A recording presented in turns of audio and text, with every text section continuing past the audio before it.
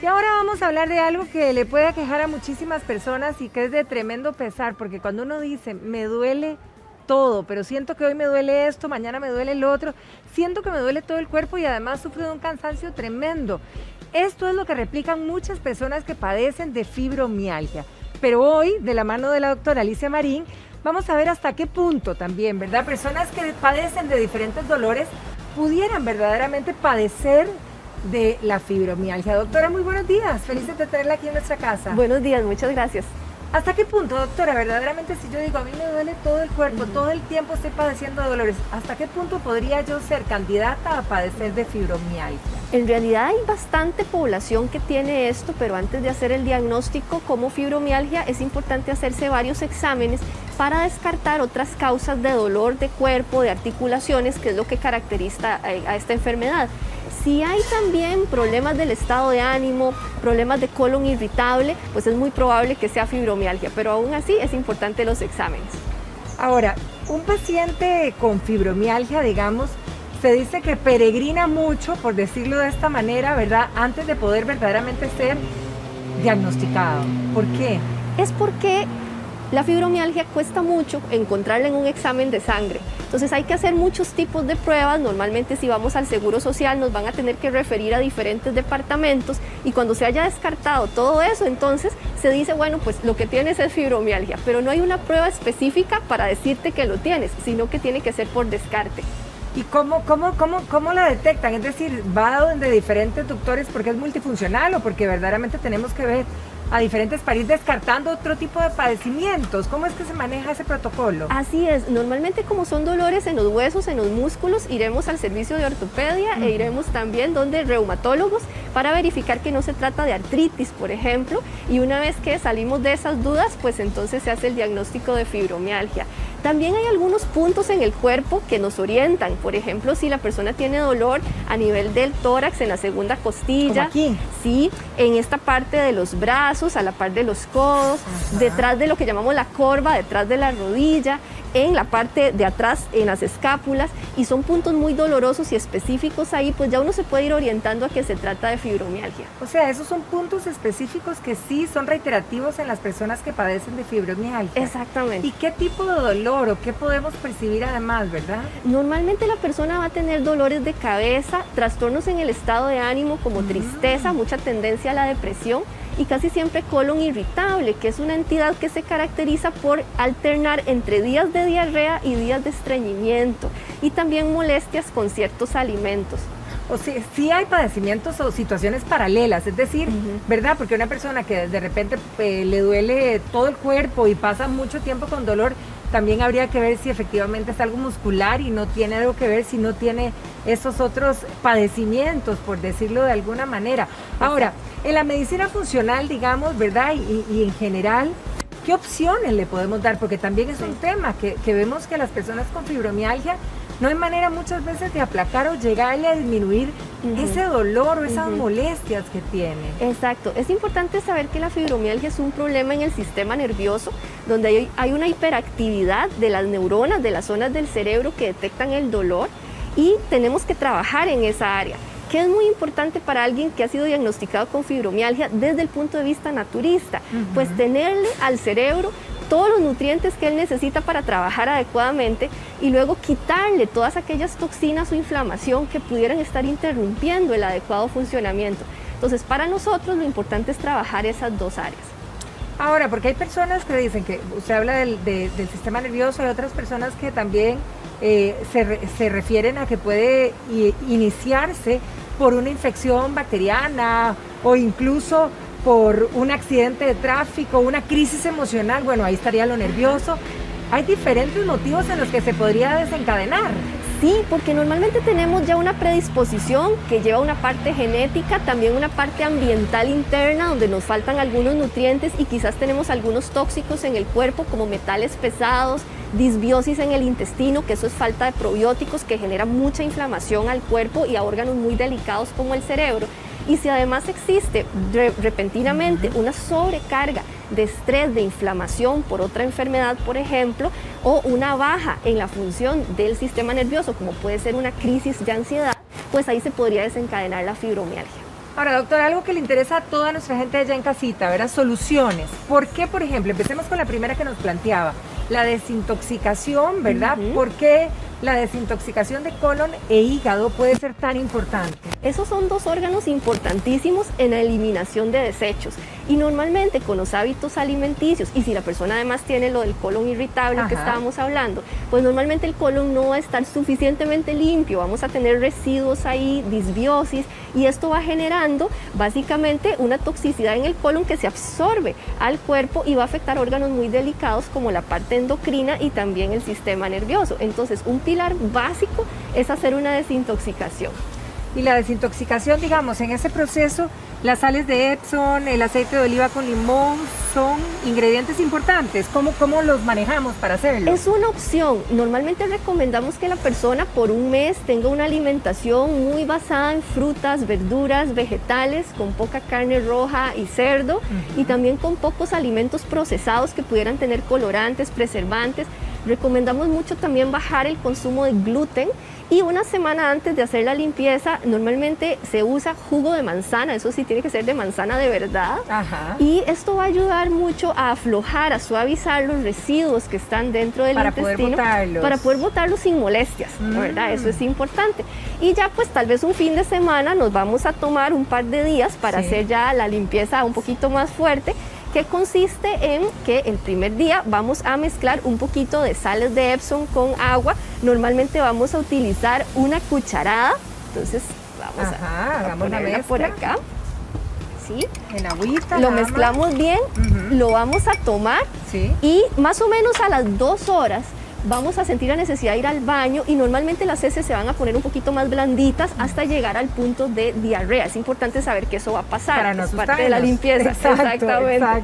Y normalmente este efecto va a durar unas 6 a 8 horas y nos vamos a volver a tomar otro vasito de estos de sales de Epsom más o menos en la tarde, tipo 4 de la tarde. El primero es en la mañana, el segundo por la tarde.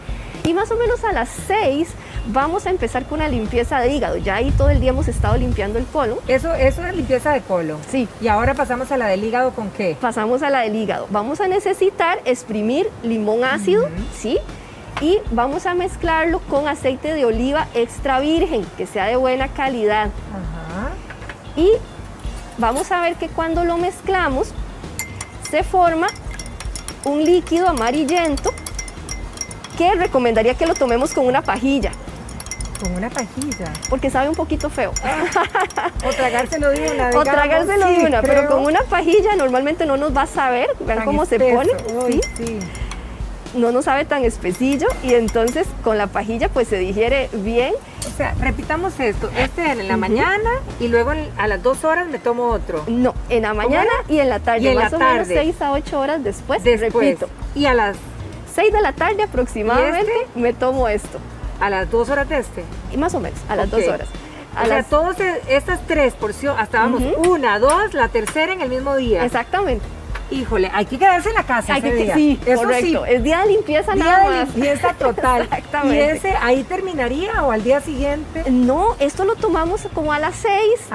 Si vamos a comer algo, tiene que ser como juguitos, muy una liviano, sopita, nada más, súper liviano. Y ya tipo 9 de la noche se recomienda acostarse. Durante la noche es posible que, como estamos bajo el efecto todavía de las sales, vamos a ir al baño un par de veces más. Y es probable que en la madrugada empecemos a notar que cuando vamos al baño salen algunas pelotitas de color verde, que son las bilis que estamos botando por la mezcla que hicimos con el aceite de oliva y el limón. Y es normal, entonces son un verde oscuro, verde esmeralda, unas pelotitas que flotan en el servicio sanitario, y ahí nos damos cuenta que ya está funcionando la limpieza hepática. Al otro día en la mañana hay que volverse a tomar un resto. Repetimos todo el ritual. Solo este. Uno. Solo el de la mañana nada más Nada más. Para seguir botando todavía un poquito más durante el día. Limpiar lo que se me quedó ahí en el colon, digamos. Exactamente. Y con eso termino. Pues sí y no. Hay que seguir con una dieta suavecita un par de días. Un par de días. Sí, porque acabamos de limpiar. Es una limpieza fuerte y podríamos tener algún malestar si de repente vamos a comer algo pesado.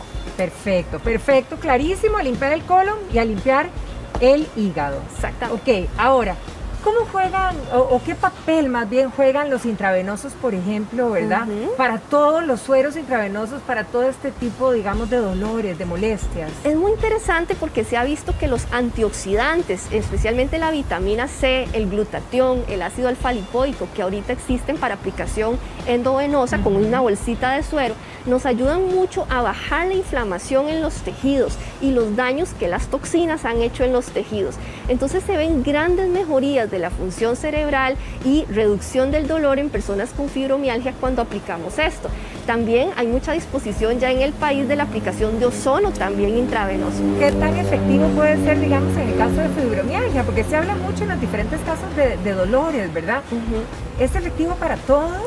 En realidad yo pensaría que sí, porque tiene un mecanismo de acción muy básico que es oxigenar, ¿verdad? Entonces el ozono nos va a oxigenar el cuerpo y el oxígeno es vida. Las células van a empezar a funcionar mejor, a deshacerse de sus residuos, a tomar los nutrientes que le estamos poniendo a través de la alimentación, de la suplementación. Entonces es como un motorcito que nos va a ayudar a activar esos procesos que son indispensables para mejorar la salud. Entonces yo pensaría que dependiendo del grado de dolor vamos a necesitar un poco más o poco menos de sesiones, claro, pero siempre va a ser de ayuda. Nunca he visto un caso en donde no ayude. Bien. Doctora, ¿qué papel juega el magnesio, verdad? Que también se habla muchísimo de que nos puede ayudar en esta temática.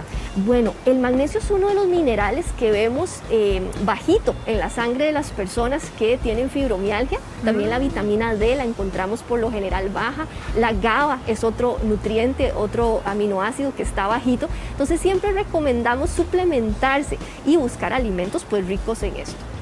¿Y cuánta cantidad de magnesio? Y si el magnesio me lo puedo decir yo, bueno, voy a empezar a tomármelo, me debo hacer una prueba antes, el doctor es quien me tiene que decir cómo procedo en esta sección, digamos. Como el magnesio es una cosa bastante segura, yo diría que podemos hacerlo sin necesidad del doctor, 400 miligramos, que eso equivale a 2 tabletitas, o bien a una cucharadita pequeña de magnesio en polvo. Eso lo podemos usar en la noche porque además ayuda a conciliar el sueño y mucha gente con fibromialgia tiene problemitas para dormir, entonces nos queda muy bien por la noche, nos relaja bastante. Ya si queremos tomar un poco más o sentimos que necesitamos más, pues sí es mejor tal vez consultar con el profesional. Bien. Doctora, en el caso del complejo B, ¿cómo juega también el papel con respecto a la fibromialgia? Es importantísimo porque el complejo B ayuda a que las células puedan procesar los desechos, activar su metabolismo, es un cofactor importantísimo para que la célula trabaje mejor. Y la mayoría de personas estamos carentes en alguna de las vitaminas del complejo B por un tema de absorción intestinal, que tal vez el intestino al estar con un colon irritable no absorbe adecuadamente, o porque no lo obtenemos de la alimentación, a veces no es tan balanceada. Entonces un suplemento de complejo B también nos ayuda bastante. Ahora, ¿hay alguna sintomatología que diga o que registre que nosotros estamos con esta vitamina baja? Sí, normalmente la fatiga, los dolores de cabeza, también cuando tenemos brotes en la piel o se nos hacen frecuentemente fueguitos en los labios, eso es un indicador de que podría estar baja alguna de las vitaminas del complejo B. Ahora, doctora, también se habla de la aplicación de la luz roja. ¿Qué tanto puede ser efectiva y en qué casos la utilizan? Muchos fisioterapeutas en sus consultorios cuentan con luz roja y es increíble para ayudar a desintoxicar todos los tejidos grasos y linfáticos donde también guardamos muchas toxinas. Entonces la exposición a luz roja con las frecuencias indicadas de uso profesional nos puede aliviar bastante en crisis de dolor. Ahora, para estos casos y para las personas que lo padecen, se está recomendando actualmente también, por ejemplo, disciplinas como el tai chi, como la yoga. ¿Qué tanto pueden ser, verdad, efectivos también en el proceso beneficioso para el paciente? Son importantísimas por 2 razones. Uno, la fibromialgia tiene o conlleva un trastorno del estado de ánimo. Entonces, cuando nosotros hacemos prácticas de yoga o de tai chi, tenemos que centrarnos en el momento presente, nuestra mente deja de estar a 1000 por hora, nos relajamos y esto nos va a ayudar mucho con la secreción de GABA y serotonina en el cerebro, que son neurotransmisores que alivian el dolor.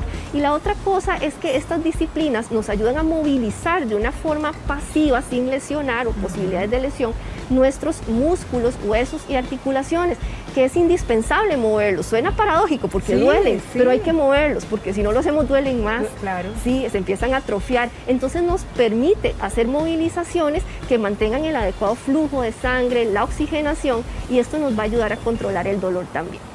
Ahora, también hay otro tema que es importante y que es el gluten. Usted lo mencionó cuando dijo, ¿verdad?, de una buena alimentación. Pero ¿hasta qué punto o en qué casos deberíamos de retirar por completo el gluten? O en qué casos, pongamos otra pregunta, el gluten puede directamente afectar a detonar una fibromialgia o a alterarla. Sí, es bien interesante porque en los últimos años se ha visto un aumento de la sensibilidad al gluten en las personas.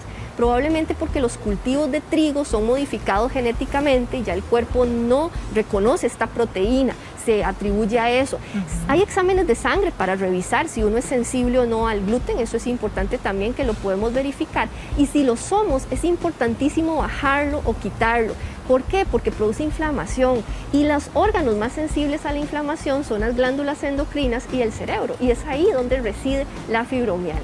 Entonces sí, recomendado. Recomendadísimo. Entonces, bueno, yo creo que hablamos bastante y profundizamos y de verdad, doctora Alicia Marín, muchísimas gracias por habernos acompañado hoy. Feliz día para usted y feliz semana. Gracias, igualmente.